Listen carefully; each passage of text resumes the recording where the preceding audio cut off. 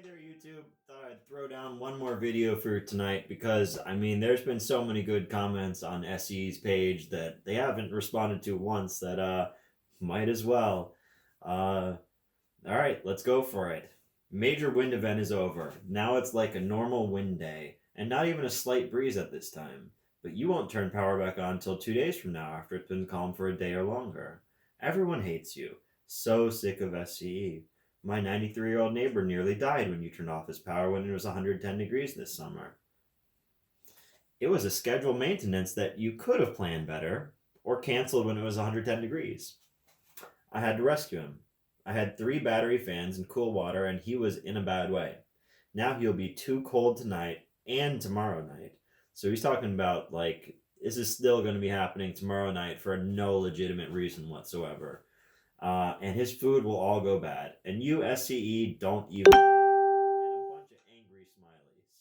And a whole bunch of likes and other angry smileys in response. That's cool.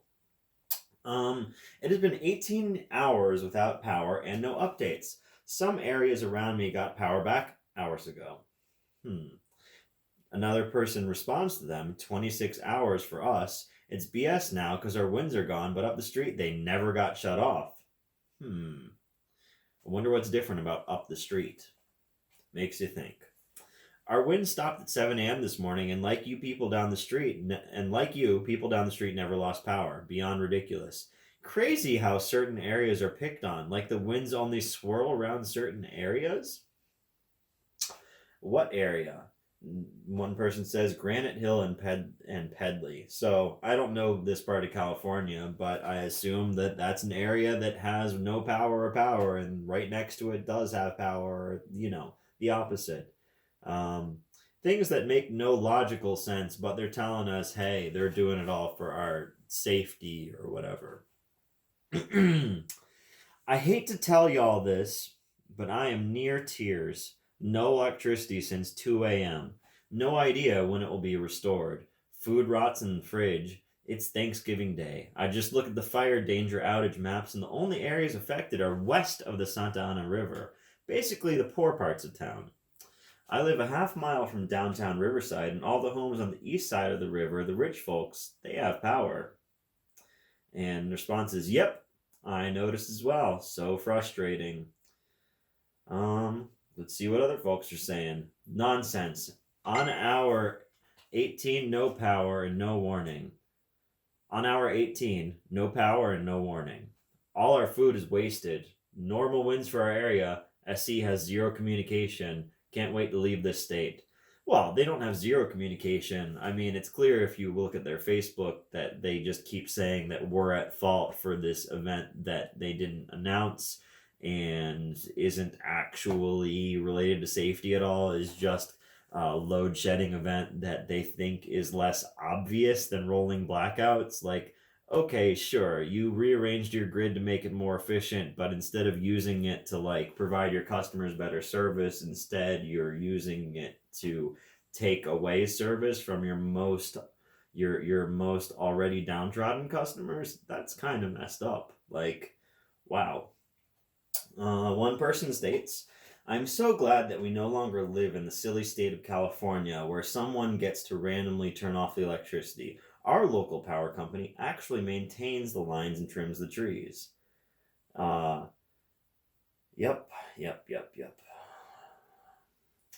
And this person came up with the awesome hashtag. Hashtag SCE Ruined Thanksgiving. Let's make this hashtag go viral. I agree. Let's do that. So this guy says, going on 30 hours with no power. Way to ruin Thanksgiving. A word. No reason for this. I don't want to hear it's for safety reasons. Yeah, it's kind of obvious safety is not involved.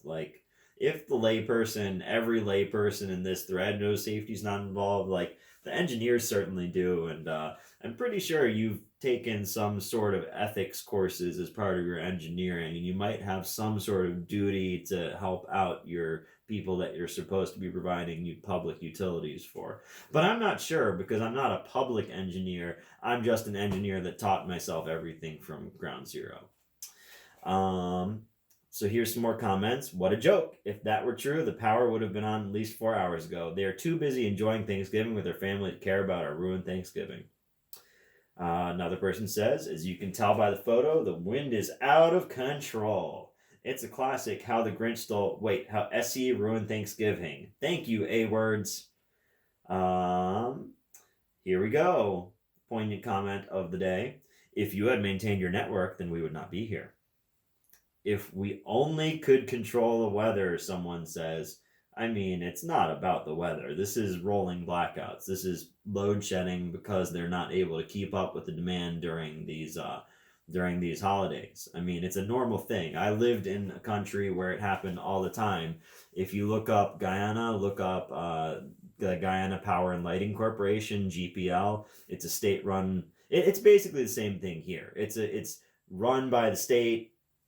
And it's run privately, and it's whatever. It's like the postal service here. It's really a government institution that needs to be held accountable, as all government institutions do. So this person responds, 11-mile-per-hour wind in my area doesn't constitute shutdown. Problem now is employees are off and no one checked the lines for re-energize. Well, that's not quite the problem. I mean, they're pretending that they're only allowed to do it during the daytime or whatever.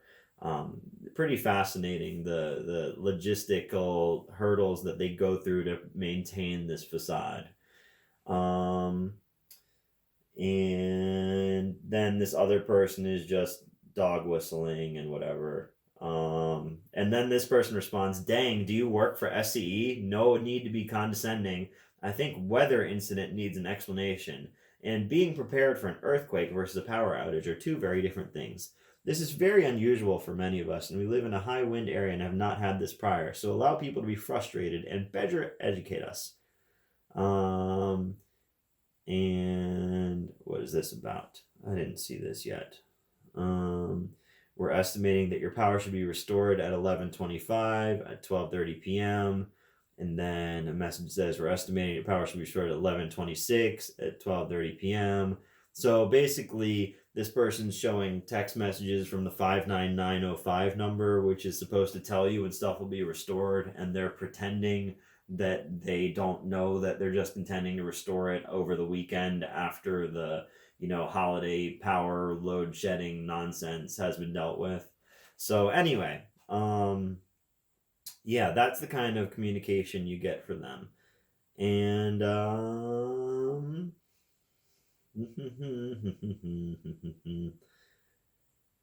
a bunch of back and forth.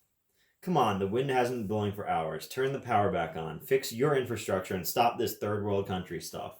That's what this is. This is third world country, second world country stuff. If the U.S. is going to pretend to be a first world country, then it can't pull this kind of nonsense. And then we got the dog whistler saying, thanks for limiting it to only necessary areas. Okay, let's see the responses. You mean low-income neighborhoods. If it wasn't necessary for the neighborhoods less than a mile away in the wealthy neighborhood, then why was it necessary for the low-income neighborhoods? And another person responds to them, exactly, the map shows the truth. Many of the neighborhoods aren't even in risky areas. My neighborhood has been around since the 50s and never been considered a high-risk area until suddenly this year.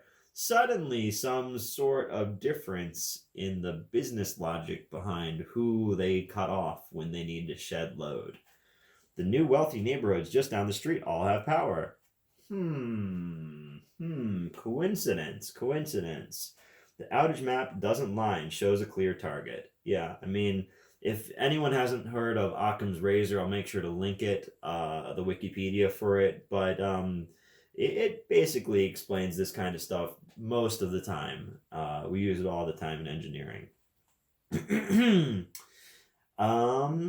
This person says the houses across the street have power. Literally everyone around us except for 4 houses on our street have power. This makes no sense.